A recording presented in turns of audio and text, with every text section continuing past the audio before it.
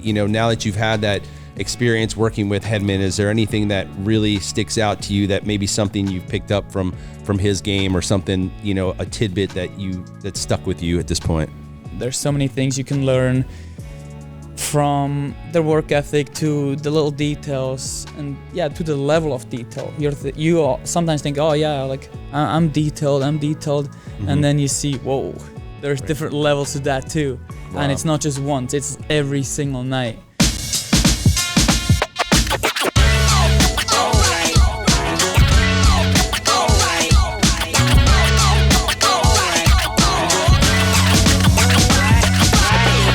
Bolts Nation, welcome into another episode of the Bolts Block Party, powered by our amazing friends at High Lie IPA, Wolfie and Kobe, and we've got him back on the pod. One of the greatest live shows we had last season at the Cigar City Tap Room, but we bring him back here to kick off the season. The one and only, I like to call him LL Cool JJ. Moser has joined us. You know why I call him that? No idea. Do you know what LL Cool J stands for? No, I don't. Ladies love Cool James, so why not Ladies love Cool JJ? And I say that because I feel like how do you feel about that, by the way? I don't know where this is going. I'm just wondering where this is going. He's got a plan. There's a plan with this one. And not only because he had a song called Mama Said Knock You Out, which I think is relevant, but there's something going on right now with you and the other JJ on this team, Jonas Johansson. And I'm just saying, I pay attention to our pregame production here, our Lightning Vision crew, where they show you guys coming into the building on game day and your outfits, the wardrobe, the look. I feel like you both have taken things up a notch with your fashion sense, with the hairstyles. I don't know what's going on, but there's definitely been a slight upgrade in both the JJs. And so I'm just curious, are you guys going to Hedman's tailor now? Like, what's going on? Because the look has gone to straight distinguished gentlemen. I don't know what he's doing. No, I actually wasn't even aware of that. Really? It's actually not even a thing.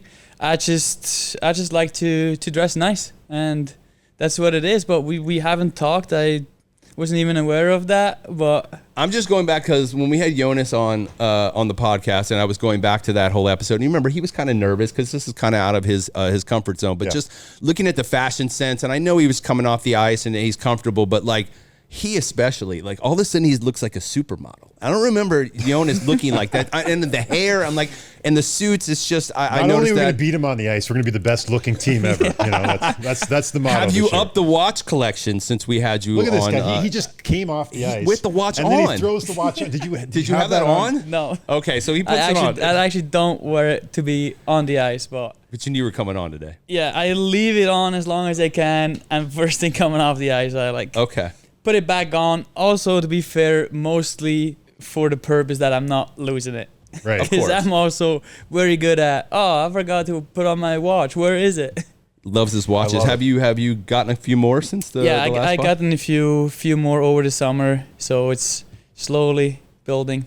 The watch collection slowly building. And I saw now you're doing a jewelry endorsement. What's that company like you're working with now? What are they called? Jaberg or Jyberg? Gieberg. Okay. Gieberg. And how did you link with those guys? It's like a similar story like with the watch brand. It's just like a local jeweler that like started making a bracelet for men, because he was like, there's not really jewelry for men really. Mm-hmm. So he just started that, and it's kind of goes into the same thing. I just enjoy that, like dressing and having jewelry and watches. So I just enjoy it. So we were like, let's just do something, and they're a local company. So I'm like, that's a cool thing, and cool to be involved, cool to see what's going on and learn about different industries and what, I don't know, issues they have or challenges they face and how they overcome that. So it's just very interesting. Are you involved in the design process too, or are you just? I mean, is there like a JJ line coming maybe, or in the future? No, it just started, but I would definitely be open for that. Okay, throwing it out there, right? How'd they find you? Or just a local connection? You're the local celebrity, or as Greg said, influencer. You're the supermodel of the team, kind of thing.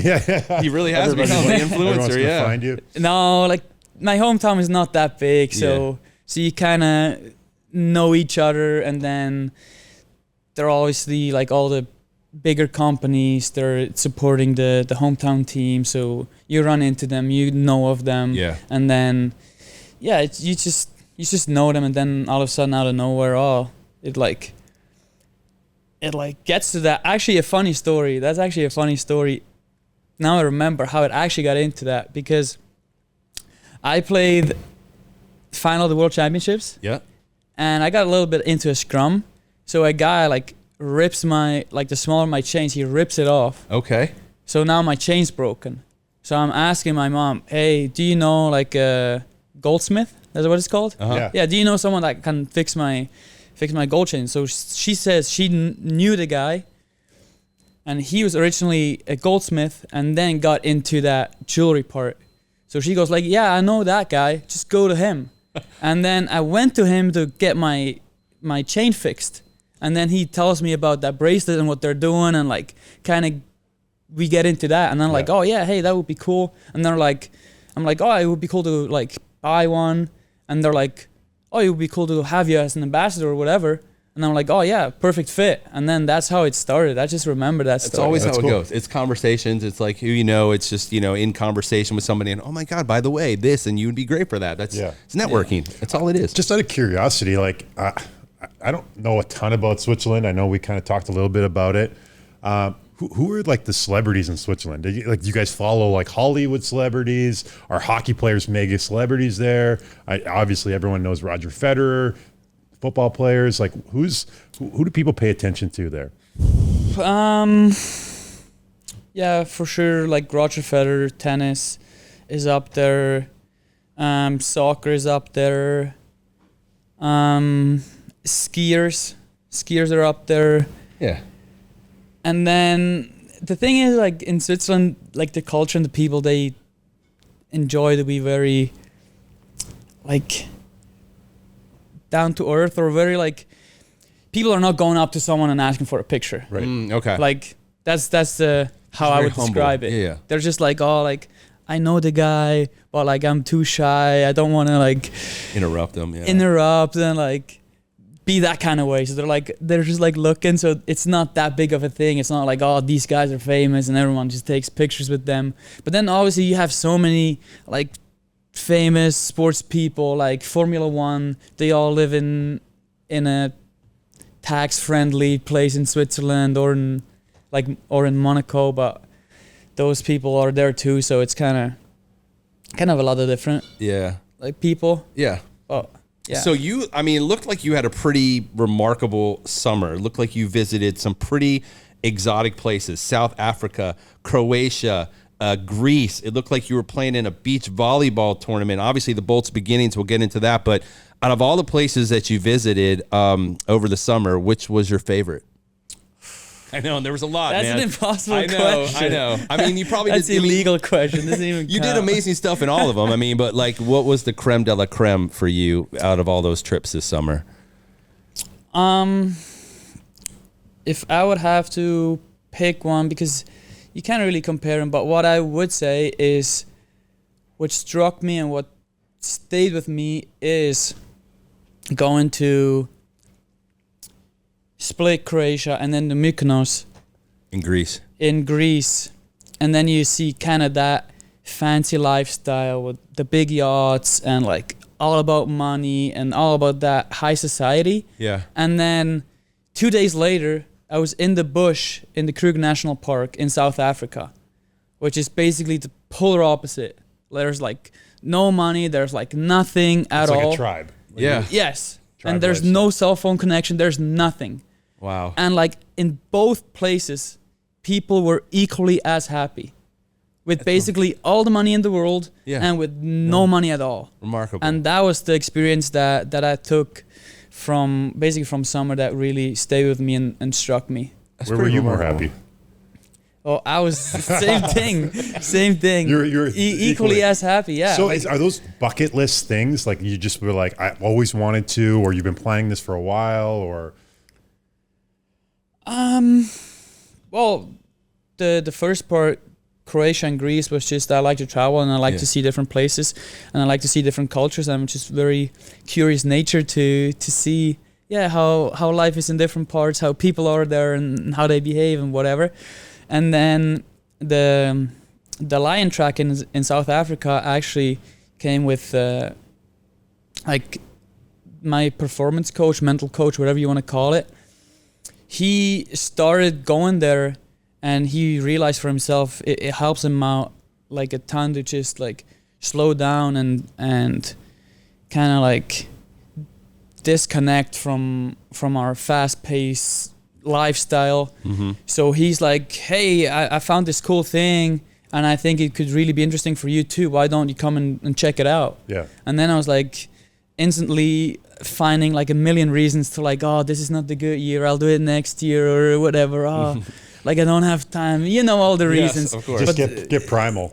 Yeah, but then I'm like, no, I just do it. Go. And then I was like, I just committed and it was, I'm very, very grateful and glad that I did it and just took that step, because now you come back with so many interesting experiences and lessons. Different Well, perspective. it's good on that you things. came back. Yeah, right. You're gonna eat by a lion. That'd be a tough call. Hey, Julian, I got a small chunk of my arm missing. Lion attack here. No, that would not be good. Bolt's beginnings.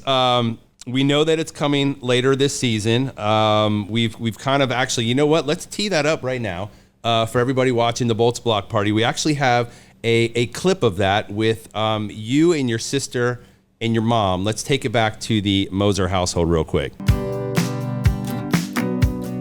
It's like, as we were talking about like the birthdays that we like celebrated with like on one side having the preferred meal, like favorite meals.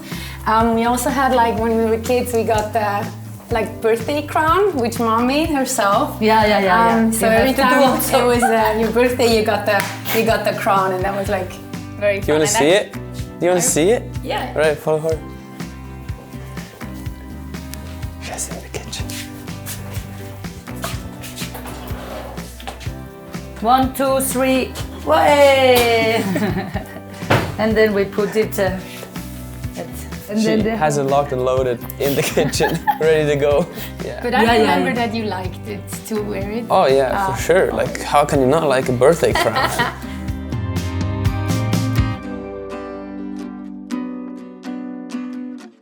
Pretty cool experience for you to be able to go back home and experience the whole Lightning Vision crew following you around, kind of getting the where it all began, so to speak. So talk to us about that experience, and was it humbling for you to now go back and revisit the path that got you to the NHL?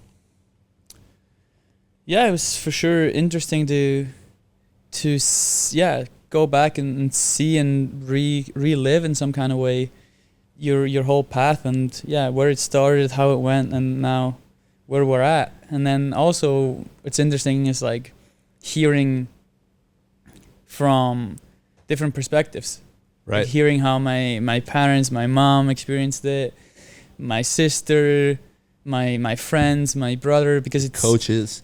coaches, because it's things you don't really like talk about. It's not an organical conversation. right. Hey, tell me, how you think You're not about doing this. a Q&A with your parents. Exactly. Right. Exactly. So now hearing them talk about certain questions that I would never ask was kind of interesting. What? Who loved the camera the most? I've watched a couple of these now, and there's Yeah. always like one member of the family. Like I think it was Hagel's grandma or somebody. His grandma, his brother, his it's sister. just like they were somebody was just like they're the star of the show. Did you have somebody like that you thought that was just like loving having a camera in their face? From like a personality, I would say it would be my brother, but in this case, I would say it's my sister because she speaks the best English. Yeah. Right. Like my brother would love it, but She had like, the biggest smile on her Yeah. face the whole time. I don't think she Yeah, stopped yeah. smiling the whole way. Yeah. No, And the crown, is that something maybe mom puts on when The when her birthday son, crown? the birthday crown? Does she put that on when you score goals? I don't know, but I just get the feeling the more we talk about it, we should revive that. And The birthday Bring it crown into was the great. dressing Yeah, room, bring you it know, in. like- Yeah, maybe it should be in the locker room this year. Yeah. You know, like the bring it gold to the crown. game. Tell the boys. Tell the boys Got to wear bring this it in. crown. It's your Yeah. birthday. I can't wait for our fans to see that episode. It will be out a little bit later on this season. I did also want to ask, again, going back to the summer stuff, what is and I don't know if I'm pronouncing this right, is it called the Arschwum?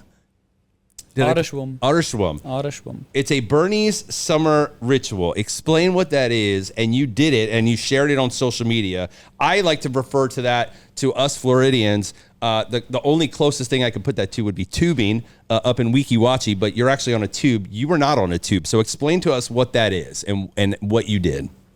So the version with the tube or like a little boat exists too. Okay. That's what people Normally do? And that's called Arebötle. Okay. But yeah, it basically is the river has such a strong current Right. that you just like jump in and let yourself or let the current take you down the river, and then you're just floating there and taking a refreshing like swim basically, but like you don't have to do anything and you just get pulled. And then yeah, some people do it with a boat, and then they like take the train. They go like an hour in one direction, and then they go with their friends. They grab beers. They are on a little boat. They like tie the boats together, and then they just let themselves or let the current take them down for like 4 hours.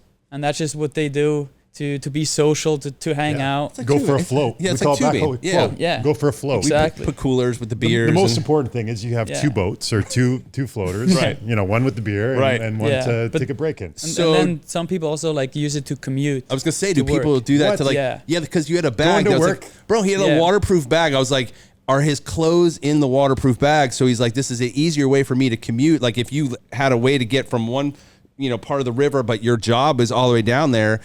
It seems like people just jump in the river, let it take them down. They have their waterproof bag with their clothes. They get out, they dry off, they go to work, and it's like legit thing, right? Yeah, or they probably mostly do it to go back home.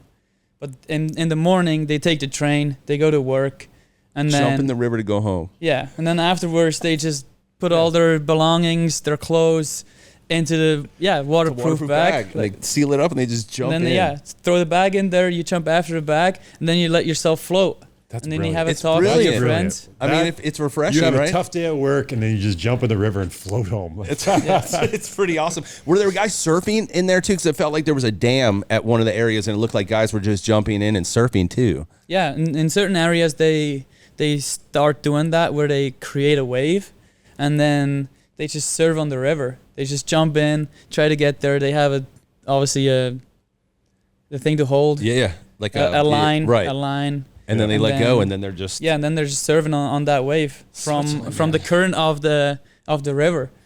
They got cool stuff over there, man. Yeah. Speaking of cool stuff, something else I saw on because he's very good on his socials. You attended the Federal Swing and Nurplafest in Glarnaland. I don't know if I even got that remotely correct. But what is that all about? Because again, just looking at that, it looked to be an absolutely massive event for the Swiss. I was trying to understand from some of the videos you posted what exactly is going on, because in one spot it looked like these guys were like sumo wrestling, and then there's a cow parade being like, I'm like, what is happening with this event? So can you explain what is that event? And it looked like the entire country was there. So what is that? Oh, where do I start? I mean, it seems like No, it's a it's- massive tradition. Yeah.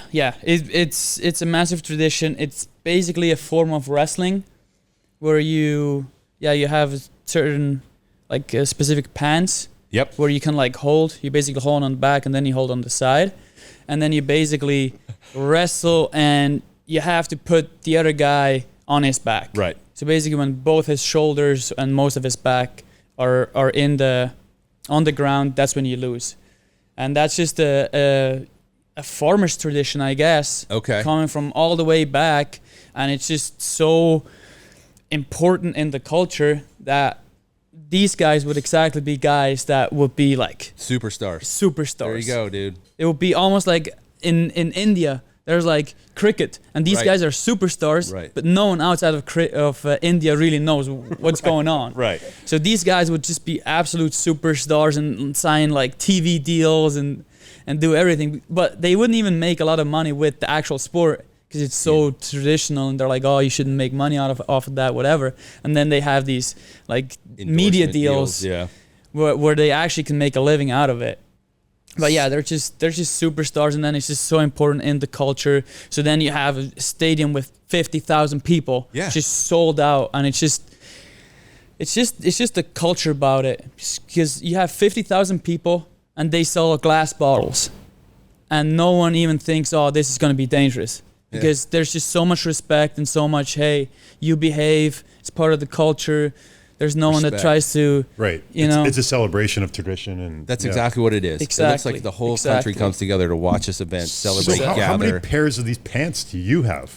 You know, and where can we get these pants? And maybe we can we have this. incorporate them, Maybe we yeah? can bring this into a little bit of Swiss into Tampa and have these Yeah, maybe these we wrestling should. matches at Curtis Sixon Park. Or I would something. love to. It would be awesome, man. Let's That'd bring a actually little be of that fun. here, right? Bring a little of that Swiss culture to I Tampa. can't imagine like grabbing my arms around somebody trying to grab their pants Dude, and then it- try. it looked "All right, let me get your crazy." shoulders Yeah. down. Like It was awesome, though. It was definitely awesome. you're like, yeah, it's cool. I love the fact that, It's but awesome. again, I It's love the awesome. fact that you put that stuff on your socials, because anybody that follows you, you know, you're giving us a glimpse into that culture. It gives us an idea of like where you come from, the things that are important to your country, which I think is remarkable. So let's kind of switch gears a little bit here and get into some of the hockey stuff. But speaking of the summer stuff, I saw you and Hetty both were on the NHL and the NHLPA European Media Tour in Italy, where we saw a few snippets of some of the things that you guys were doing, stacking pucks and doing trivia contests and all sorts of stuff.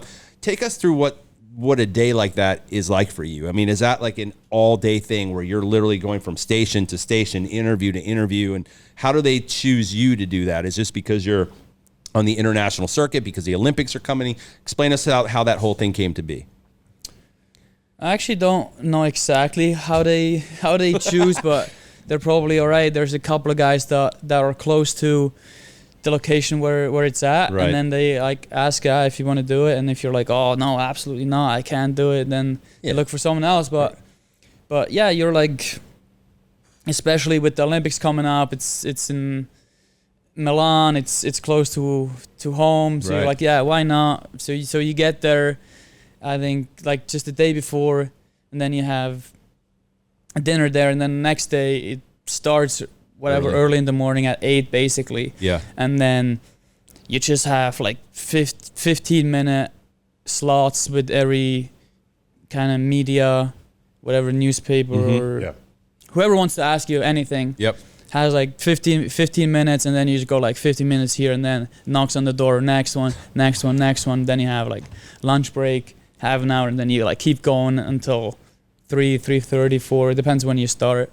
But yeah, it's basically just like tack, and yeah, you do all the challenges and trivia and interviews and whatever. But yeah, it's pretty well organized, so it doesn't feel like, oh, it's too much. It's like fast pace.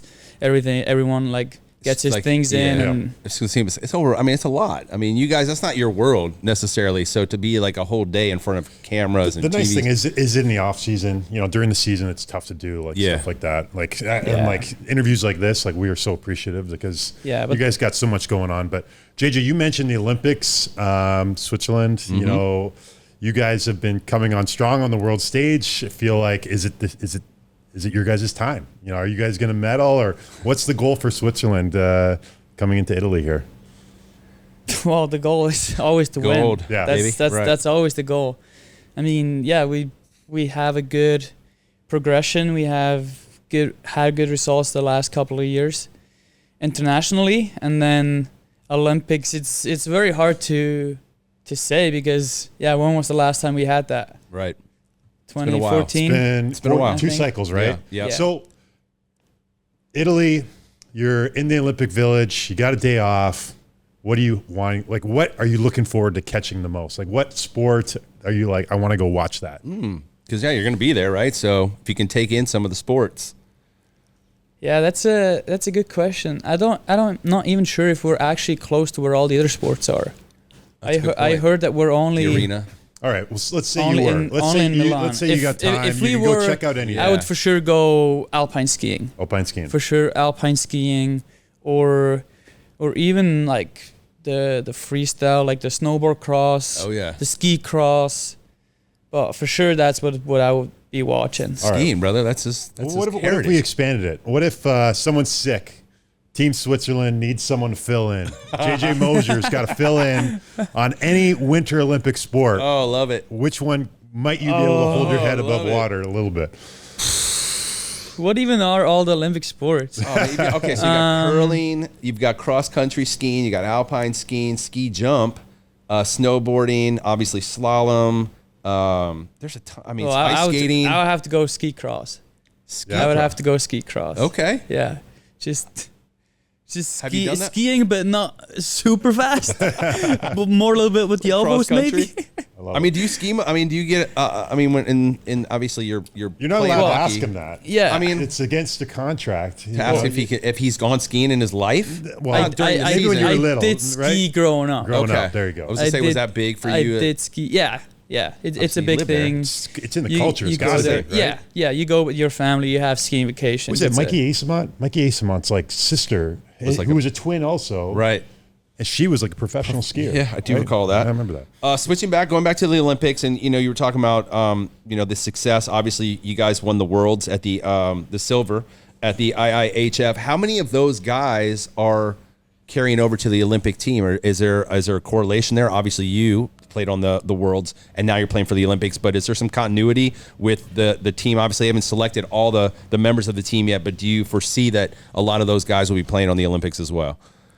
Yeah, that's going to be one of our strengths because we have that core built over the last couple of years where everyone wants to go back in May and play if they have the chance to. So, yeah, we have that understanding of each other. We play with each other. We are going to have more of a core that's used to each other than other teams. So that's for sure one of our strengths, and we have to work with that. I mean, I feel that's a benefit, right? Because you have some continuity, as they say. Good luck. It's going to be tough. There's some good teams, man. I mean, USA, Canada, we already know like a lot of all your of them. teammates, so are going to be playing. Is there extra motivation to be playing against your teammates in a situation like that? Like, do you look forward to that, knowing you're going to go up against potentially a Braden Point or a Hagel? Like, I'm just curious. Like, is there extra motivation? Oh, yeah, it's always fun to play against guys to play against your teammates, to have that challenge, have that already knowing like what they're trying to do and kind of figure them out. All right. Can we keep recapping a little bit? Yes, absolutely. So first full year as a Bolt last year. Let's reflect a little bit. How do you think it went? I obviously had the injury, halfway through the season, and I'm sure that was tough. But give us kind of a reflection on your first year in Tampa. My first year was pretty much dissected into 3 periods. Like the first period, you come here, everything's kind of new. You try to like get settled in and kind of get used to everything, and then it goes pretty well. And then you get the injury. And then injury is the second period where you're like just trying to get back, It was a freak injury too. Yeah, it was crazy. It was weird, but that's how it goes sometimes. So you're just trying to come back and trying to get to the level that you were at, and then even after you're playing the first couple of games, you're like still trying to like get into it and get your body used to that, because you can't really train and practice for the intensity you're gonna feel in the game. Right. So the first couple of games are always going to be a little bit, all right, your body has to get used to that. And then after that, towards the playoffs, I felt like I was dialed in, everything like came together, and I felt great. And then at the end of the season to just do my part and help the team out. Yeah. So the season ends. You're thinking about obviously this season, getting ready. What were the things that you were kind of putting in your mind, like, I need to get better at this, or I need to improve on this, to really kind of set myself up for this season? Well, for sure that playing that right side. Just be more comfortable there? Yeah. I mean, it's a thing that you have played on the right side in the past, but not like on a regular basis, not like consistently, and you didn't really have to be great at it. Is that something the staff comes to you and says, hey, JJ, like we want you to just kind of maybe focus a little bit more on thinking about playing on the right side next year? Or is that something just personally you're like, I know I want to be there. I know I want to be on Victor Hedman's right side. You know, I got to get really good at this. Is that kind of like a personal thing, or is that team directed? Well, I guess it's both the same. Both. Like it's a personal thing. Obviously, you wanna be there. You wanna have as much ice time as you can, and you wanna feel comfortable. You wanna make plays. You wanna be there and not like rim it down every time, and then the other team picks it off, and then you're playing defense. So it's all of that, and then obviously from the team too, they want you to be able to play and make plays there too, and so it's basically the same. But yeah, for sure, one thing that you did or I did work on in summer and was a big part to just be just getting comfortable. Make plays on that side. So what was it like for you when you knew you were coming here and Kobe and I were talking about this earlier, to know that, you're going to be working alongside, the Norris Trophy winner, Victor Hedman, and even guys like, Ryan McDonough coming in with their veteran leadership and their experience. But like, were you nervous about that? Were you excited about that? And, now that you've had that experience working with Hedman, is there anything that really sticks out to you that maybe something you've picked up from his game, or something, a tidbit that stuck with you at this point? It was for sure both a little bit of nervousness and a lot of excitement, because like you're a younger guy, you're coming in, you see these guys that basically would have all the reason to be a little bit arrogant, a little bit cocky, whatever you call it, but you think like, oh, maybe like, how are they gonna be?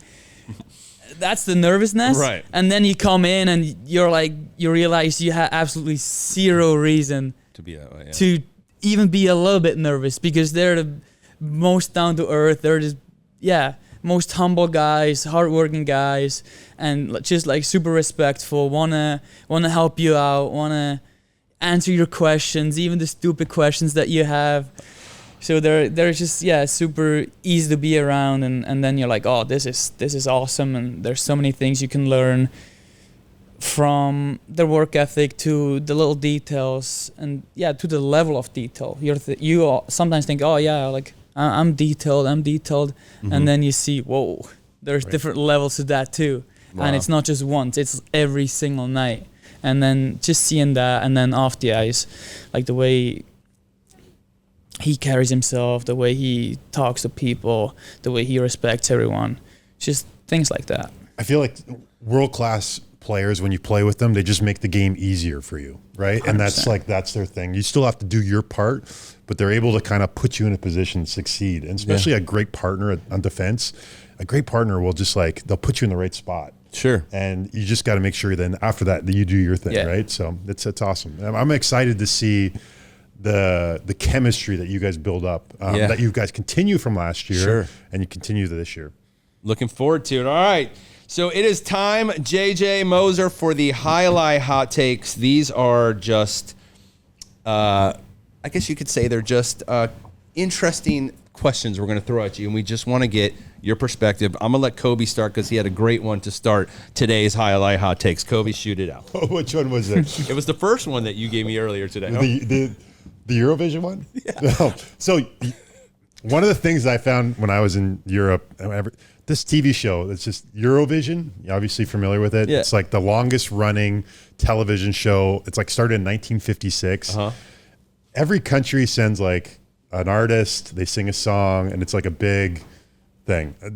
Do you follow this at all, or do you even, is this something that interests you, or not at all? Do you know what it is? Do you know what it is? I know what it is. You follow it just because it's such a big thing and everyone talks about it, but I'm not watching it. Not like die hard into it. Yeah. All right. So my hot take question was who was the last artist representing Switzerland that won the Eurovision? Do you know? I have to know. I went to school with him. Okay. Well, hold on. Let's get his answer, and then I want to hear your retort on that. You went to school with him? Yeah. Who? His name is Nemo. And what year was that? Do you remember? It was, He won it not the past year, the year before. Okay, so it's Like more current. Wow. Going 2 back, years so ago. he stumped you, but going back Yeah, to he your got me. answer, I was like, he got you. I on had that one. I had 1988, and Celine Well, yeah. Dion Yeah. represented That's Switzerland. also that's She's also very Canadian. known. I didn't That's know though. also That's very even known. better though. He had his classmate won Won. Eurovision. That's He must- amazing. he must be a huge celebrity back home then. Not really. Not that big a TV show. I'm making it up bigger than it is. No. He was, but he's a very interesting character too, and Yeah. that's also like the show gets more and more political and Eclectic. yeah. Okay. But yeah, that's also a very well known fact that Celine Dion won it. Yeah. That's good. That's a Back good in the tidbit. days. All right. Let's go with this one. Highlight hot take. Who is the loudest chirper on the ice that you've faced, and what might be the funniest thing that they've said to you? The loudest chirper. Yeah, who's just a chirper, or who's said something absolutely funny, or that maybe have stuck with you? You just had a laugh. Absolutely funny. I can't remember. I can only think of obviously Brad Marchand, just that guy that likes to chirp and likes to. Does he throw good ones Sure. out there, or they're just lame, just to try to get under No, your they're skin? just lame. Of course they are. Of course they are.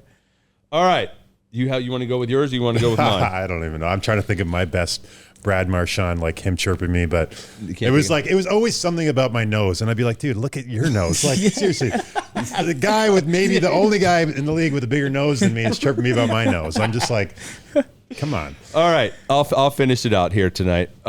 If you had to pick a teammate to star in a buddy comedy with you, who would your co-star be, and what would the vibe of the flick be?